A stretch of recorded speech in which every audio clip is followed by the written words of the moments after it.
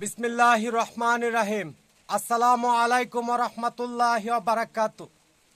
আমি বাংলাদেশ মানব সর্বজনীন বেতন রেশন ভাতা বাস্তবায়ন আন্দোলন কাফেলার পক্ষ থেকে প্রথমেই স্বাধীনতা যুদ্ধে অংশগ্রহণকারী জাতির শ্রেষ্ঠ বীর সন্তান ও ৩০ লক্ষ শহীদের আত্মার মাগফিরাত কামনা ও বিনম্র শ্রদ্ধা নিবেদন করছি। ও ইতিপূর্বে বৈষম্য বিরোধী আন্দোলনে যে সকল বীরশ্রেষ্ঠ সন্তান ছাত্রছাত্রী এক দফা বাস্তবায়ন কর্মসূচি প্রতিষ্ঠিত করার জন্য শাহাদাত বরণ করেছেন, তাদের আত্মার মাগফিরাত কামনা ও বিনম্র শ্রদ্ধা নিবেদন করছি। এবং অসুস্থ অবস্থায় মৃত্যুর সাথে পাঞ্জা লড়ছে যে সকল বীরুত্তম সন্তান পঙ্গুত্ব জীবনযাপন করতেছেন, তাদের সুস্থতা ও দীর্ঘায়ু কামনা করছি। ওই স্বৈরশাসনের আমলে যে সকল বীরশ্রেষ্ঠ সন্তান নির্মমভাবে হত্যা করা হয়েছে, তাদের রুহের মাগফিরাত কামনা ও বিনম্র শ্রদ্ধা নিবেদন করছি।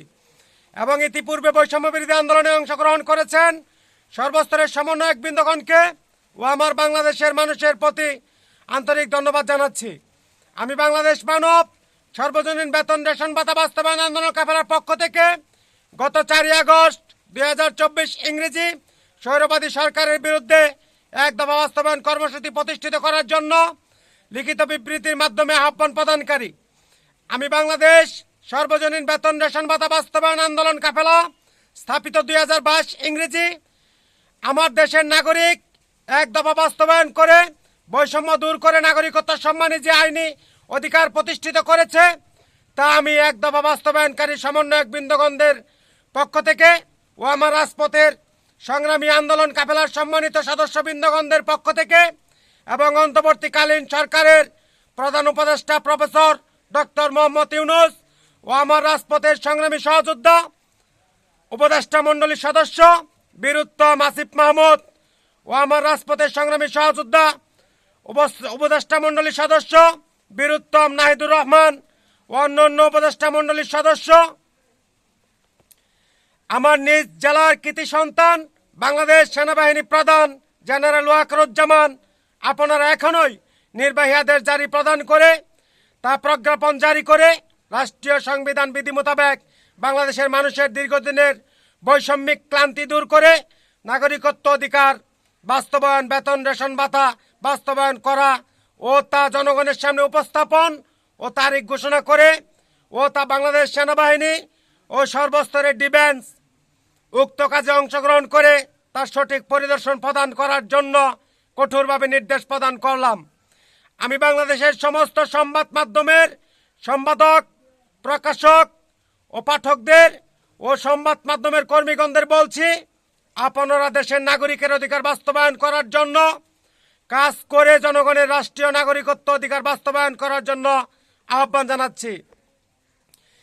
আপনাদের অবগতির জন্য বলছি, অতীতের কোনো গণতান্ত্রিক সরকার জনগণের রাষ্ট্রীয় মর্যাদা বাস্তবায়ন করে নাই ও জনগণের রাষ্ট্রীয় নাগরিকত্ব অধিকার হরণ করেছে, তাই আগে তাদের বিচারের আওতাধীন এনে তাদের দণ্ড কার্যকর নিশ্চিত করতে হবে। এখনই বাংলাদেশের নাগরিকের অধিকার বাস্তবায়ন করা অতীব জরুরি।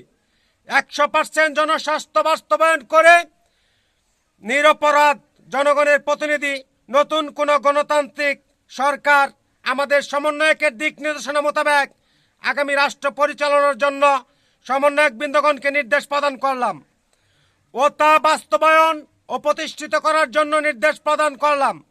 ও গণমাধ্যম যোদ্ধাদের বলছি, আপনারা এক দাবি নিয়ে জনগণের অধিকার বাস্তবায়ন করার আহ্বান জানাচ্ছি। আপনারা সেই লক্ষ্য নিয়ে কাজ করবেন। আমি বাংলাদেশের মানুষের দীর্ঘদিনের ক্লান্তি পেরেশানি নিশ্চিতভাবে দূর করার জন্য আমার বাংলাদেশ মানব সর্বজনীন বেতন রেশন ভাতা বাস্তবায়ন আন্দোলন কাফেলার পক্ষ থেকে এক দফা বাস্তবায়ন কর্মসূচি প্রতিষ্ঠিত করার জন্যই আহ্বান প্রদান করেছিলাম। আমার সর্বস্তরের মানুষের আন্দোলনের সমন্বয়ক বৃন্দগণ বৈষম্য দূর করে নাগরিকত্ব অধিকার বাস্তবায়ন করে বৈষম্যবিহীন বাংলাদেশ সংস্কার নিশ্চিত করতে নির্দেশ প্রদান করলাম। আমার বাংলাদেশের সর্বস্তরের এক দফা বাস্তবায়নকারী শহীদের আত্মার শান্তির লক্ষ্যে সর্বস্তরের মানুষের অধিকার বাস্তবায়ন করে নাগরিক বৈষম্য দূর করার জন্য নাগরিকগণকে সমান অধিকার প্রতিষ্ঠিত করার জন্য কঠোরভাবে নির্দেশ প্রদান করলাম এবং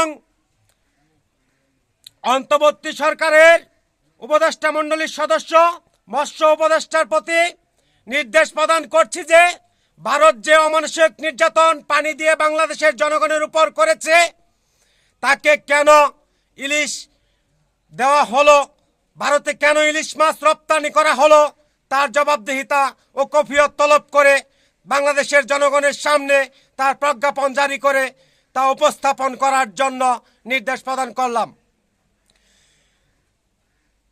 মোহাম্মদ মমিনুল ইসলাম বাংলাদেশ মানব সর্বজনীন বেতন রেশন ভাতা বাস্তবায়ন আন্দোলন কাফেলা ও গত 4 আগস্ট স্বৈর সরকারের বিরুদ্ধে লিখিত বিবৃতির মাধ্যমে এক দফা বাস্তবায়নকারীর লিখিত বিবৃতির মাধ্যমে আহ্বান প্রদানকারী।